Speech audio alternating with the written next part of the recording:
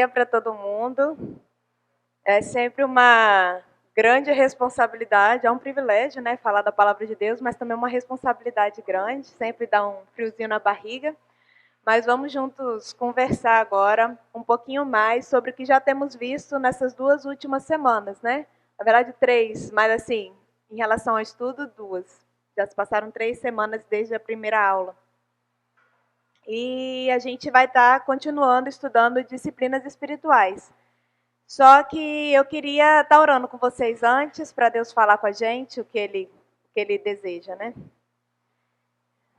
Senhor Deus, muito obrigada porque estamos aqui reunidos com desejo de aprender mais do Senhor e de termos o nosso coração transformados de acordo com a sua vontade.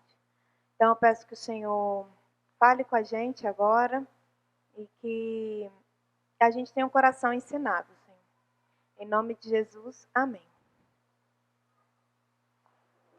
A gente começou a ver sobre esse livro, né? Na verdade, ele é a base do que a gente está trazendo aqui para vocês. O Zambelli começou falando de uma forma geral, uma introdução, ele definiu o que era disciplina, definiu também o que é piedade. Para quem não estava aqui, né, muitas vezes piedade dá a ideia daquela pessoa que tem dó, não é esse o caso, não é isso que a gente quer se transformar numa pessoa que tem dó da outra pessoa. Piedade na Bíblia está ligado a uma postura correta diante de quem Deus é. Né? Então, é viver de uma forma que agrade a Deus, buscando ser mais parecido com Jesus. E aí, todas as disciplinas espirituais que a gente vai estudar aqui é com esse objetivo. Então, a primeira disciplina que a gente estudou foi semana passada, que é a oração. A oração para a gente é primordial, a gente viu no nosso relacionamento com Deus, né? É preciso a gente estar buscando avançar nisso também, né? E sempre ligados que é uma questão sempre de motivação. E hoje a gente vai estar vendo a segunda disciplina, que é a adoração, também com o propósito de alcançar a piedade. E eu queria ver com vocês o que é adoração para você, o que vem na sua mente quando você pensa em adoração.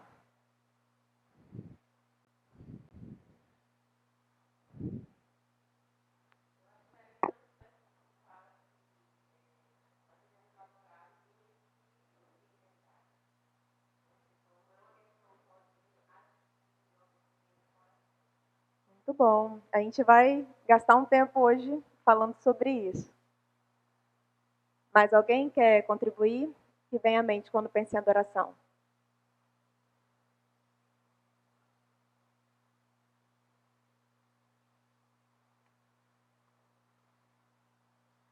Eu tenho mais uma pergunta. Olha, eu vou ter várias perguntas e a gente vai participar bem hoje. O que é considerado uma superadoração no meio evangélico?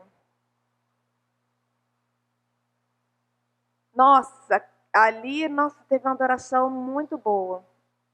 O que é, no modo geral? Muita gente reunida, louvorzão, né? De preferência com bastante instrumentos, vozes maravilhosas, aquelas luzes também para dar um clima. Isso, muita emoção. Isso. Uhum. Sim. Eu separei aqui um pedaço do que seria considerado hoje, um pedacinho de um tempo lá de pessoas reunidas, em que seria considerado uma grande adoração. Eu sei que tem gente que às vezes tem frequentado aqui, que aqui é a primeira igreja que tem vindo, né? Outros não. E para ter uma ideia do que a gente está falando, não se apeguem à pessoa em si, mas é o trecho que demonstra o que seria hoje uma verdadeira adoração no meio evangélico de forma geral. Vou colocar aí para vocês.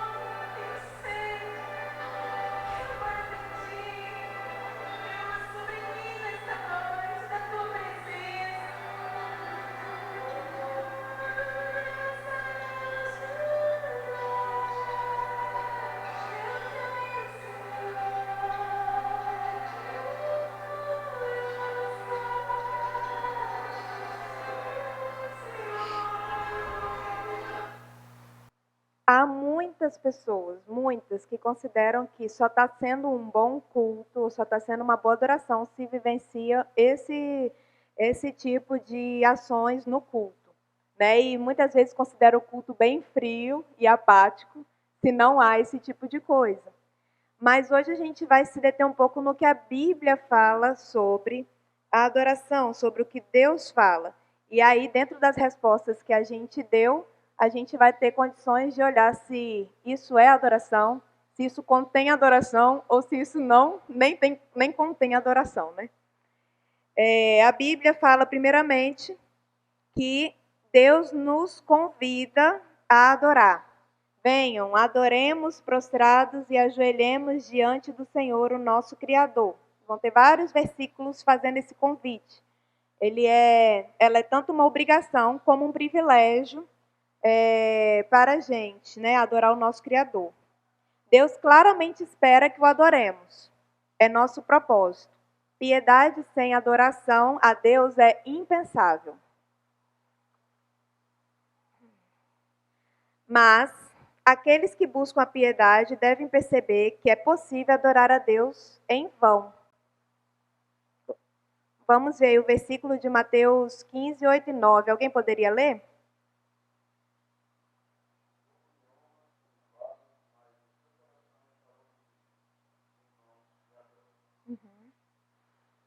É interessante ver que, embora a gente possa comparecer a um evento em que ele é o convidado principal, é possível dar a eles só presente de rotina, cantar a eles algumas canções costumeiras e depois negligenciá-lo totalmente, enquanto focamos em outros e desfrutamos a performance daqueles que estão à nossa frente.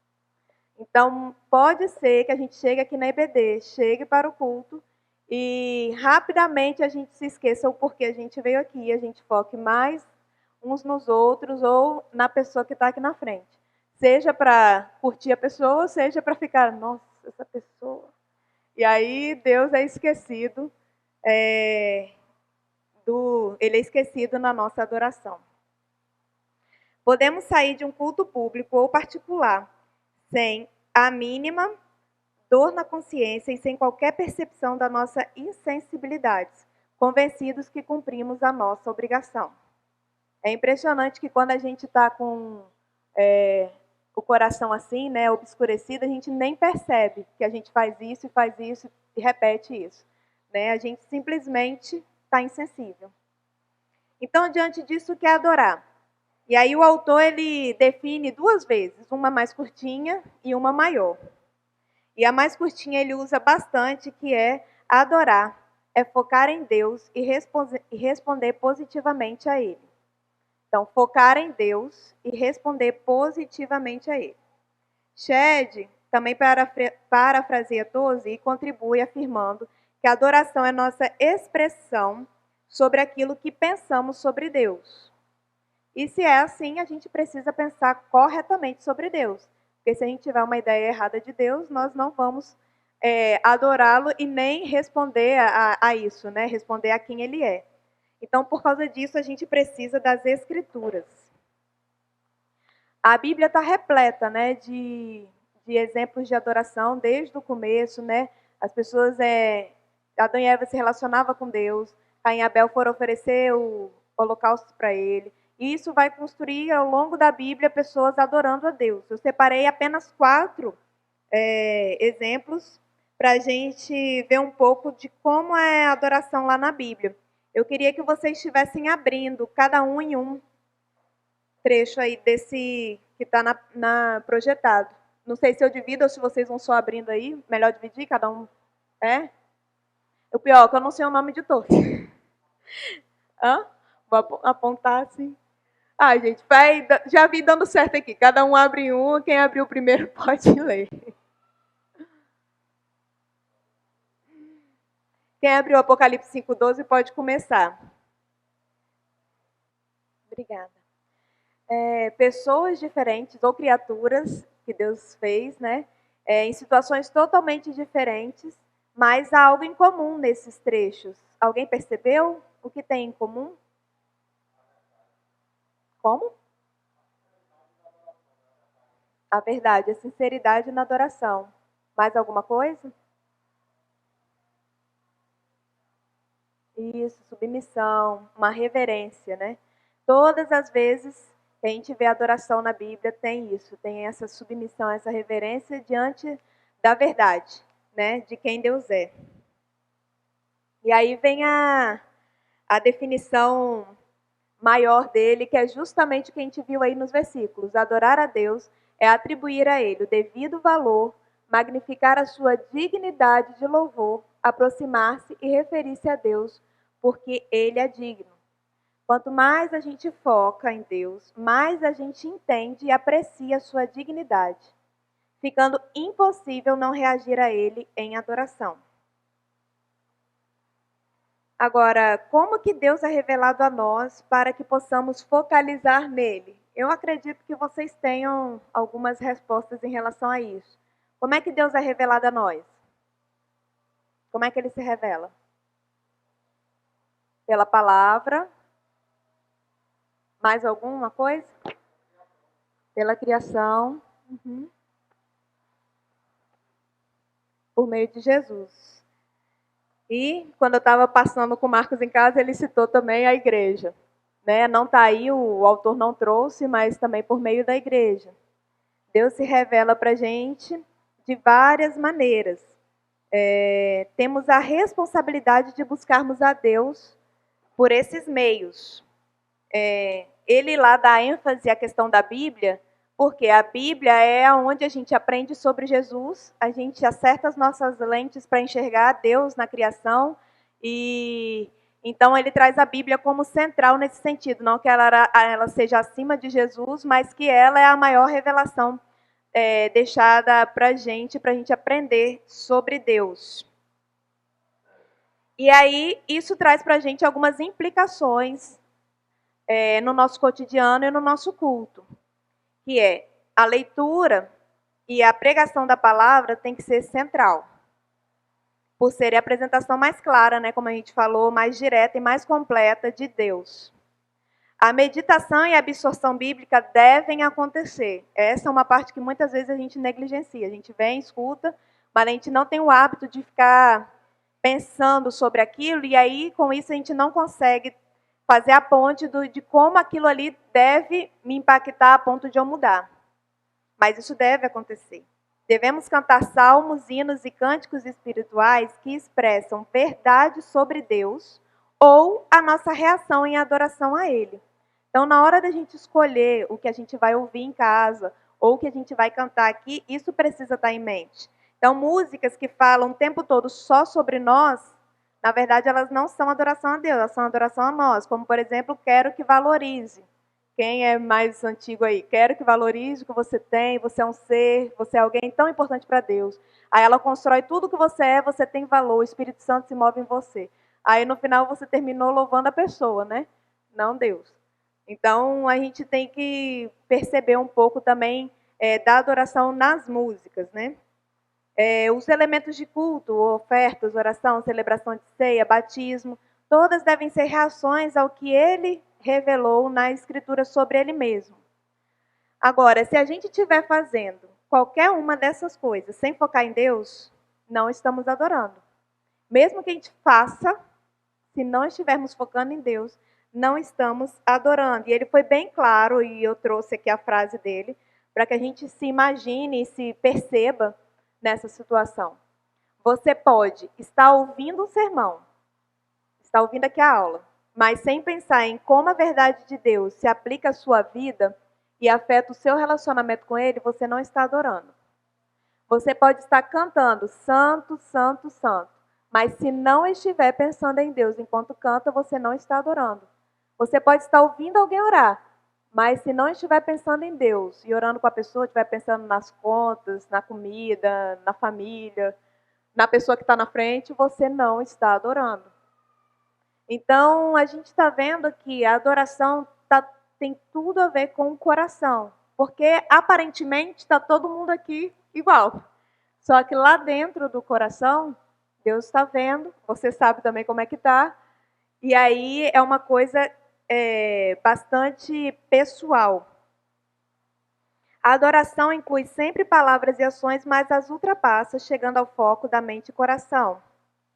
Considera-se que todas as coisas feitas em obediência ao Senhor, mesmo as que são do dia a dia no lar, sejam atos de adoração. Mas essas coisas não substituem a adoração direta a Deus. E isso aqui é bem legal, que eu não sei se vocês conhecem. Tem gente que fala, você separa um tempo com Deus e tudo. Não, minha vida, o tempo todo eu estou pensando em Deus. Eu oro o tempo todo, acontece alguma coisa, eu oro. Eu sempre estou colocando músicas no carro e eu vou cantando e pensando em Deus. E você separa um tempo com Deus? Não. Mas uma coisa não impede a outra e não anula a outra. Na verdade, tem que acontecer. Essas coisas não substituem a adoração direta a Deus. É preciso reservar um tempo para ter esse tempo com Deus. Tanto aqueles que não vão à igreja, que têm esse tipo de argumento, como também aqueles que não têm um hábito de ter um tempo todos os dias com Deus. A adoração a Deus é ter Deus como a sua ocupação principal. Então, agora que a gente viu com mais clareza o que é a adoração, o autor ele trouxe 3 aspectos sobre ela que devem ser levados em consideração. E o primeiro delas é o que Kessia citou. A adoração é feita em espírito e em verdade. E o segundo aspecto que ele traz, a adoração é esperada do cristão. E o terceiro a adoração é uma disciplina a ser cultivada. E aí, sobre a adoração feita em espírito e em verdade, é o texto bem conhecido por nós, né? De João 4, 23, 24. Mas eu gostaria de pedir, Kessia, você poderia, já que você mencionou, você poderia ler para a gente esses 2 versículos? Obrigada. A adoração, né, como a Kessia falou e a Bíblia falou, é feita em espírito e em verdade. Então, o primeiro passo para a gente fazer a adoração em espírito e verdade é ter o Espírito da verdade dentro de nós. Se nós não temos ainda o Espírito Santo, não é possível adorar a Deus de forma corretamente. Né? Então, sem ele não ocorre a verdadeira adoração. Mas ter o Espírito em nós não garante que a gente está fazendo uma verdadeira adoração e está adorando em espírito e em verdade. Por quê? Porque pode ser apenas um cumprimento de obrigação. Piper disse que lá onde os sentimentos por Deus estão mortos, a adoração é morta. E aí ele dá um exemplo, que aí eu não sei falar direito na profundidade dele das palavras, mas ele dá um exemplo muito legal. Que vamos supor aqui, né? A gente vai fazer bodas de casamento, e aí vamos usar aqui o exemplo. Suponha que Marcos chegue para mim com rosas, presentes, e aí ele me dá essas rosas, eu vou lá e falo, que bom que você lembrou, estou tão feliz, obrigada. Ele, de nada, foi minha obrigação. E aí, aquilo que era para ser algo tão maravilhoso, tão bom, se torna, na verdade, um objeto de depreciação. Por quê? O que ele está falando é que não há nada em mim que faça com que ele queira fazer aquilo. Ele está fazendo isso porque é a obrigação dele fazer. Né? E muitas vezes isso acontece com Deus. Né? A gente fala, não, estou vindo aqui por obrigação. Né? Não é porque eu quero. Só que a verdadeira obrigação da adoração não é exterior, de dizer ou fazer uma liturgia. É a obrigação interior do mandamento, deleite-se no Senhor. Se deleitar nele. E isso é que é difícil. Isso é difícil. Como honraremos a Deus em adoração? Dizendo, é minha obrigação ou dizendo, é minha alegria? E aí, existe também uma outra forma de a gente não adorar a Deus em espírito e em verdade. O outro perigo é a gente viver ou mantermos uma rotina de aparente piedade, mas ter um coração que não se arrepende. E aí eu separei o versículo de Oséias 6, de 1 a 6. Alguém poderia ler? Esse texto ele é muito usado em vários congressos, toda vez que vai falar de adoração ou de relacionamento com Deus. Valeu, obrigada. Geralmente, quando a gente vê, é usado só até o versículo 3. Nossa, que palavras maravilhosas para Deus. Só que o povo aí era um povo que não tinha nenhum arrependimento. Na verdade, o que deveria impactar a gente é o restante. Por quê? Parecem palavras maravilhosas, só que Deus chega e fala que isso daí era como uma neblina que logo vai embora. Todas essas palavras bonitas. Porque o que ele queria mesmo era o quê? Lealdade. Ele queria, em vez de sacrifício, obediência.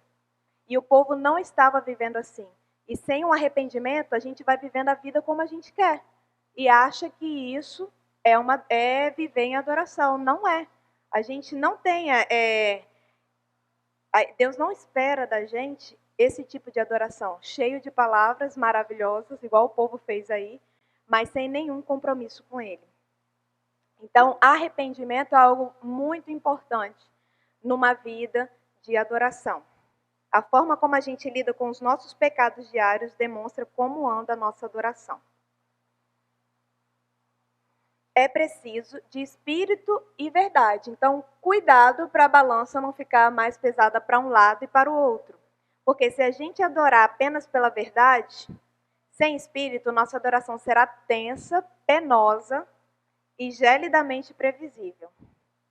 Mas se a gente adorar só pelo espírito, ficaremos muito sentimentais, adorando de acordo com os sentimentos, o que é muito perigoso.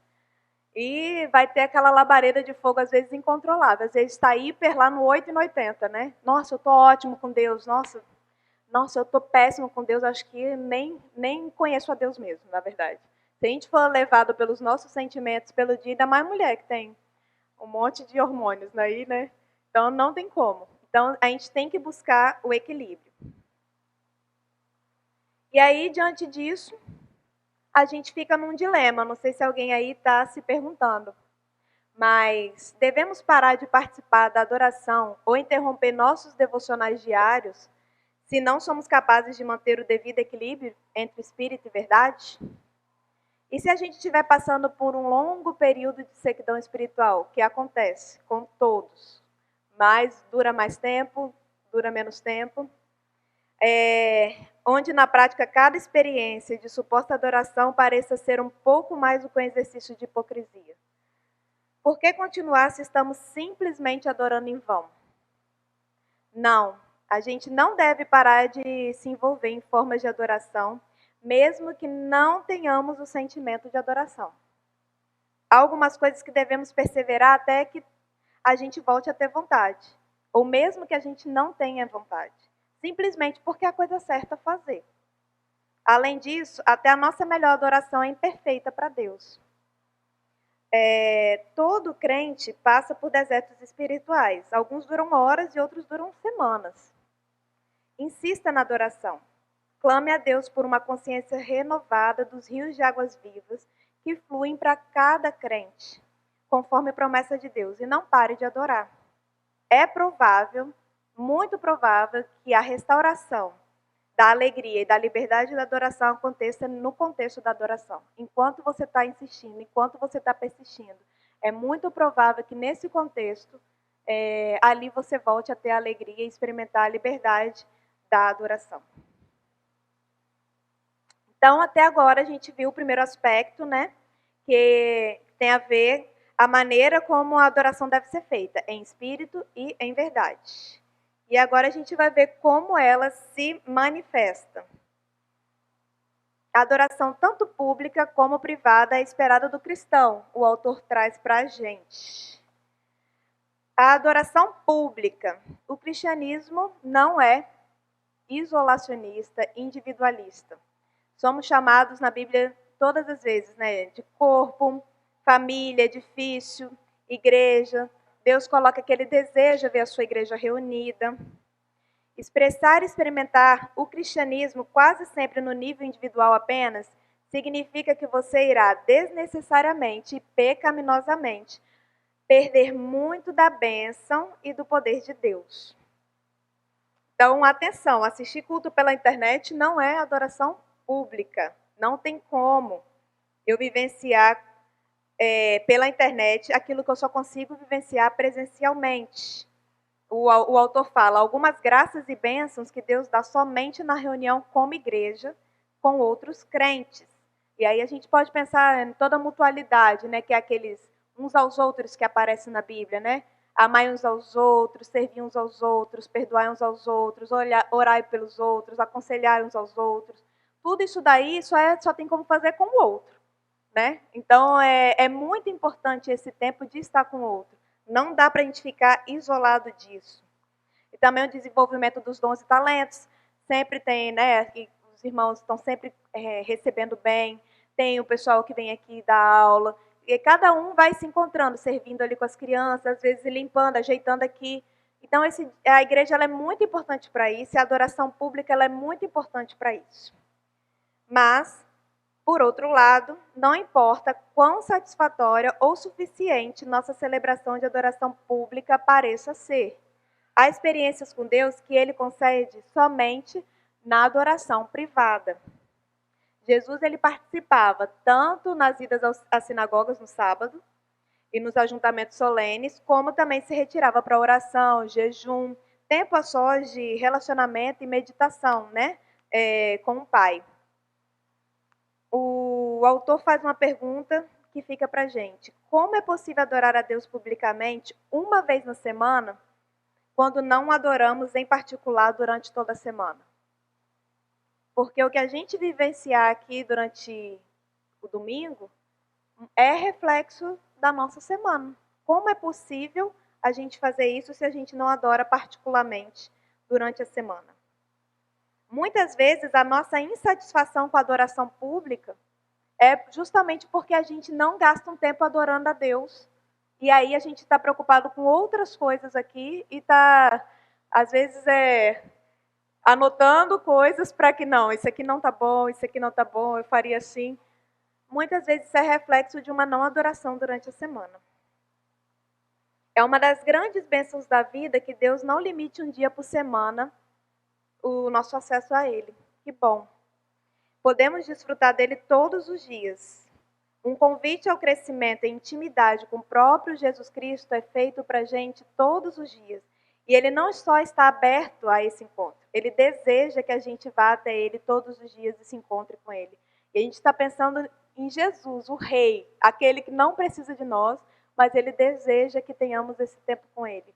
Isso é maravilhoso. E às vezes a gente se coloca num outro patamar e a gente rejeita isso simplesmente com as escolhas que a gente faz durante a nossa semana, né? E além desses dois que o autor trouxe, eu trouxe mais um, que é a adoração doméstica. Eu separei um trechozinho aqui só para introduzir para a gente, de Champlin e Banks, que fala sobre a adoração doméstica. A mais antiga forma de adoração no Antigo Testamento é a adoração doméstica. Aí o Marcos até brincou antes de eu ler, né? Tem uma convidada na família, que é a japonesinha aí. Antes mesmo de Israel tornar-se uma nação, já existia uma família que adorava, a família de Abraão, Isaque e Jacó. Quando ele tornou-se uma nação após o êxodo e foram estabelecidas formas nacionais de adoração, a família continuou a desempenhar um papel importante na adoração. Então não era só familiar antes, permaneceu depois que Israel se tornou nação e tinha outras formas de adorar a Deus. Isso pode ser observado nos altares que eram erigidos para registrar uma experiência com Deus, nos sacrifícios que eram feitos em família, nos louvores e orações, como quando Abraão invocou o nome do Senhor, e especialmente na instrução e condução dos filhos na fé e na adoração. E tem vários textos bíblicos que falam sobre isso, e eu queria destacar Deuteronômio 6, de 4 a 9, também bem conhecido. Você pode abrir para a gente? Deuteronômio 6, 4 a 9. Deus está dando algumas ordenanças ao povo, e a primeira era que amasse a ele acima de tudo, e a segunda era que ensinasse os filhos a fazerem o mesmo, de várias formas, e isso incluía todo o cotidiano, sentado, levantado, trabalhando, fazendo tudo. Era para fazer isso com os filhos, e até criar lembretes para isso, para que houvesse, e não tinha como fazer isso de forma sem se relacionar com o filho e junto e ensinar isso aos filhos a adorar a Deus. Embora seja a adoração mais antiga, talvez é a mais negligenciada hoje. A gente fica tão ocupado com a gente mesmo, com o nosso trabalho, às vezes até com o serviço aqui na igreja, ou serviços voluntários, que a gente acaba deixando para segundo plano a adoração doméstica. Quando a gente tiver um tempo, e esse tempo nunca chega, né? Mas se a gente não planejar esse tempo, não elencarmos como prioridade, as semanas passarão e não desfrutaremos da adoração em família. Esse tempo é precioso para que com família adoremos a Deus. Eu sempre ouvia, né, que isso era muito importante e tudo, mas era aquela coisa, é um importante que não é tão importante que a gente vai deixando de lado. Então, quando eu casei com o Marcos, a gente não tinha o hábito de fazer disso uma rotina. A gente, às vezes, lia a Bíblia ou algum assunto que a gente estava interessado em estudar, mas não era algo assim fixo que a gente colocou, que a gente realmente entendeu que deveria entrar na agenda como algo diário. E aí eu engravidei, e aí eu fui estudando mais e vi da importância disso. Aí eu falei, não, em relação às crianças, eu peguei lá um materialzinho de versículos para ensinar o abecedário e cada letra é um versículo. Aí desde a barriga eu ia cantando, que era música e falava, fazendo. E quando as crianças nasceram, a gente passou a ler todos os dias, desde os 4 anos dele que eles têm, todos os dias a gente lia uma história da Bíblia, dessas biblinhas e esses versículos, fazendo isso com eles à noite, e faz parte da nossa rotina. Só que aí, esse ano, eu comecei o currículo das crianças, né, de estudo, do Educação no Lar. E lá eles têm toda uma preparação da educação bem completa, cristã, para as crianças. E aí, lá está falando culto doméstico. E aí, a gente faz parte da rotina o culto doméstico. E foi muito bom, eu estou trazendo a experiência, porque dura 15 minutos no máximo no nosso dia. Mas como está no currículo, entrou obrigatoriamente lá em casa. Nesse tempo a gente tem recitação de um credo, né? E eles aprenderam que Deus é o Pai, e aí eles só de ouvir todos os dias acabaram decorando. A gente lê a Bíblia, a gente tem um tempo de oração. Aí eles tiveram lá, no caso, o cuidado de colocar, aprender a exaltar a Deus, confessar pecado em família, orar. E depois a gente canta um hino. Lá eu acho que é a única chance dos meninos ouvir hino. A gente está cantando porque, na verdade, ajuda no vocabulário deles, né? E exalta a Deus. Então, é um tempo que parece que é muita coisa. E eles têm um tempo de decorar o versículo deles, a cada 2 semanas troca, que tem a ver com cidadania e virtude. Tudo isso em 15 minutos, 15 minutos. E é rápido, eles são pequenos, é o tempo da absorção deles, mas assim, eles vão ouvindo a palavra de Deus. Eu achei interessante, mesmo que seja para criança, que até então era só a história da Bíblia, que o que muda a gente é a palavra de Deus. Então, por mais que as histórias sejam boas, e elas são usadas bastante lá em casa, em outros horários, nessa hora do culto a gente lê a palavra de Deus, e aí a gente está treinando eles na atenção também, né? Fala, o que você, palavras, na idade deles não conseguem falar sobre o texto, interpretação, mas palavras que você lembra. Então está sendo um tempo muito bom para a gente em família, a gente está gostando muito, a gente sempre achou que dava de muito tempo, 15 minutos está dando para fazer isso tudo, e está sendo um tempo bom de adoração doméstica com eles. Então eu queria incentivar, eu contei isso para incentivá-los. Às vezes vocês estão pensando que precisa ter 1 hora ali, não, 15 minutos. Né? O pessoal lá sugeriu que fosse depois da refeição. Na nossa casa não rola depois da refeição. Está sempre corrido depois da refeição, mas a gente tem um horário que a gente sempre faz, quando não dá certo a gente joga para a noite. Né? Mas a gente tenta fazer com eles de manhã. Então, queria incentivá-los a isso. E a gente viu, então, esse é o segundo aspecto, a adoração pública, privada e doméstica. E, por fim, a adoração é uma disciplina a ser cultivada. Adorar a Deus por toda a vida requer disciplina. Sem disciplina, nossa adoração a Deus será pobre e inconsistente. E isso é fato, se a gente não praticar, vai ser pobre, vai ser inconsistente, vai ser quando der, vai ser, se eu não gasto tempo com a palavra, vai ser pobre, eu não vou ter assunto, né? Então, Jesus, o nosso Salvador e nosso amado, disse, adore o Senhor teu Deus. Não é opcional, por isso é necessária a disciplina. A adoração é uma disciplina espiritual, de acordo com o autor, né? Na medida em que ela é um fim, e ela é um meio. Ela é um fim em si mesma, porque a adoração, como temos definido, é focar e reagir a Deus, mas também é um meio no sentido que através dela alcançamos a piedade. Algumas vezes, nós estamos dentro de uma rotina, lendo a Bíblia diariamente, indo aos cultos, mas não temos nos tornado piedosos. Passar por uma rotina não é o mesmo que praticar corretamente uma disciplina espiritual. Então vamos lá, a gente viu tudo isso daí, aí vai lá e fala, não, agora eu vou estabelecer uma rotina aqui em casa. Mas estabelecimento de rotina não quer dizer necessariamente que você está praticando corretamente a disciplina espiritual. Por quê? Porque se ela não produz piedade, a gente não está fazendo da forma correta. É difícil e é sempre profundo, é sempre em relação ao nosso coração. E aí, como é difícil, Deus também sempre, essas coisas que Ele nos dá a oportunidade de vivermos e praticarmos em conjunto. O desenvolvimento de qualquer disciplina, seja esporte, instrumento musical, a gente vai até outros e pede ajuda, né? A gente pede orientação de pessoas mais experientes. Assim, não se surpreenda com o fato de ter que pedir ajuda também nesse aspecto. Caminhar com alguém mais maduro, viver o discipulado. Ou pode ser que você realmente já chegou lá, você tem vivido uma vida satisfatória de devocional com o Senhor. Que bom, você tem a responsabilidade de ajudar quem não está conseguindo. Porque assim, aquilo que Deus nos dá não é para nós mesmos. Aquilo que Deus nos dá é para que a gente possa abençoar outros e assim outros cresçam na fé e o evangelho se espalhe. Então, se você não tem conseguindo, peça ajuda. Se você está conseguindo, ofereça ajuda. Esse é o plano de Deus. Não é para você mesmo e para o seu deleite apenas. Então, diante de tudo isso, qual é a sua resposta a Deus? Se a gente está ouvindo que é focar nele e responder corretamente a ele, qual é a sua resposta a Deus?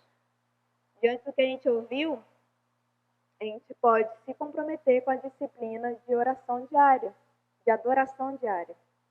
Pode ser que você não está tendo por algum motivo. Agora, se você, Tozer fala, né? Se você não adora a Deus os 7 dias da semana, você não adora um dia por semana.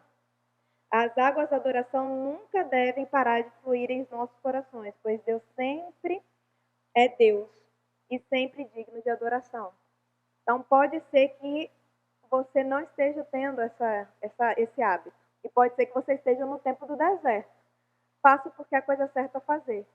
E se não estiver no tempo do deserto, faça porque é maravilhoso fazer. E crie esse hábito. Vai edificar não só você, mas a sua família e a sua igreja. Outro desafio é, você incluirá adoração verdadeira em seus atos de adoração? E aí tem uma afirmação de David Clarkson muito boa sobre isso. O que você faz na adoração, e a gente viu, né, adoração pública, privada e também a doméstica. O que você faz na adoração, faça com toda a sua força. Sacuda aquela índole preguiçosa, indiferente e morna que é tão odiosa a Deus. Pense não ser suficiente apresentar seus corpos perante o Senhor. A adoração do corpo não é senão a carcaça da adoração. A adoração da alma é que constitui o cerne da adoração. A adoração da alma é que constitui o cerne da adoração. E com tudo isso que a gente viu aqui hoje, eu queria que a gente parasse agora e tivesse um tempo de reflexão. Pensasse como é que está a nossa situação diante de Deus. Ver se de fato a gente tem adorado a Ele e se tem adorado em vão ou não. E pedir também a Deus um plano de ação. Ao sair daqui, acho que talvez não responder Ele agora, se precisar, né? Pense, meditar. Mas tem um plano de ação. Não dá para continuar as coisas como elas estão. Se a gente sai, ouve, acha bom e não faz nada, a gente perde.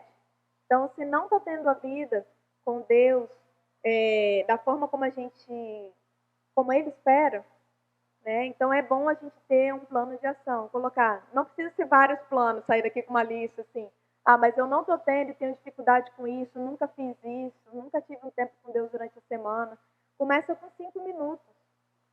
precisa começar colocando tudo. O tempo com Deus, agora eu vou ter o tempo doméstico, todo mundo vai sentar aqui, aquela loucura. Não, mas estabelece, começa com coisas pequenas, e aí aos poucos, Deus mesmo vai te alimentando a ponto de você querer mais. E eu gostaria que vocês estivessem orando agora, um tempo a sós com isso, e decidir, né, como que você vai adorar Ele a sós, com a sua família e com a sua igreja. Vamos orar agora individualmente, um pouco? Agora, antes que a gente faça a nossa oração final, eu queria abrir para comentários, perguntas, se alguém tiver. Não quer dizer que eu vou ter todas as respostas, mas se alguém quiser fazer algum comentário ou alguma pergunta. Então, vamos orar para terminar. E essa oração, agora que a gente entendeu que adoração não é sinônimo de música, a gente vai usar uma música como oração final, juntos, em adoração a Deus, expressando o que sua letra diz. A letra é a essência da adoração. É uma música antiga, não sei se alguém aqui vai conhecer, alguns vão, né? Que são mais velhos na fé. Mas a letra fala, né? Quando o som se vai e tudo se desfaz, eu me achego a ti, para dar-te, ó Deus, algo de valor que alegre a ti. Dar-te-ei mais que uma canção, pois a música em si não é o que queres de mim. É legal essa ideia de quando o som se vai, pode ser aqui no ambiente de culto, pode ser na sua casa, mas quando lá dentro, no íntimo, onde só ele vê, eu me achego a ele, para dar a ele algo de valor que é mais que uma canção. Fala, tu sondas meu interior, sabes tudo que sou e queres meu coração. Quero adorar-te com a minha alma. És o meu Salvador, a essência do meu louvor. Perdão, Senhor, é o que mais quero. És o meu Redentor, a essência do meu louvor. Não sei explicar teu grandioso amor. Tu mereces mais. A resposta, né, da gente em quem ele é. Pobre, fraco sou, mas o que tem é teu, minha vida dou. Dar-te-ei mais que uma canção, pois a música em si não é o que queres de mim. Tu sondas meu interior, sabes o que sou e queres o meu coração. É um resumo bom da aula, que se trata do coração. Quando a gente olha e foca nele, a gente consegue responder a ele dessa forma. E a gente também percebe quem a gente é, e aí isso nos leva, igual a gente viu nos exemplos bíblicos, a se prostrar diante dele. E eu queria cantar com vocês aqui. Eu queria pedir para não cantar no microfone. Eu não sei se tem como. Vai atrapalhar no microfone? Tá. Então vamos lá.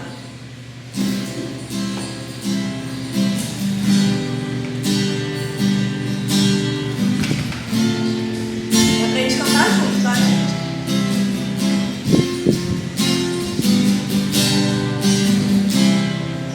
Quando o som se vai, tudo se desfaz, eu me achego a ti.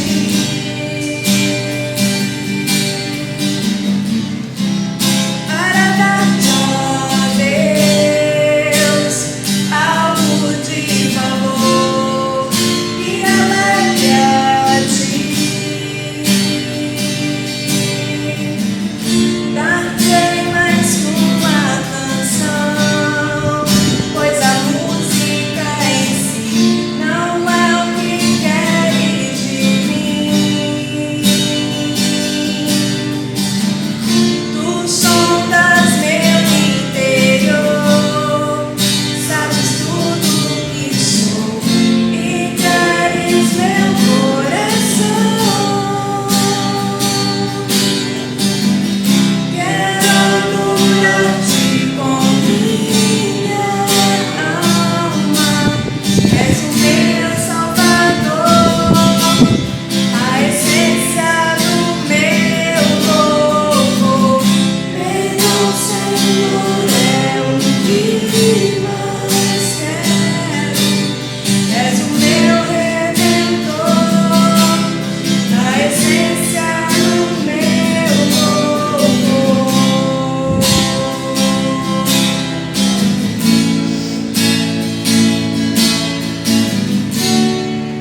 Não se explica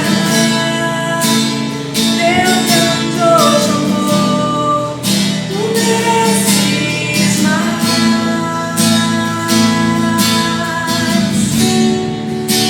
então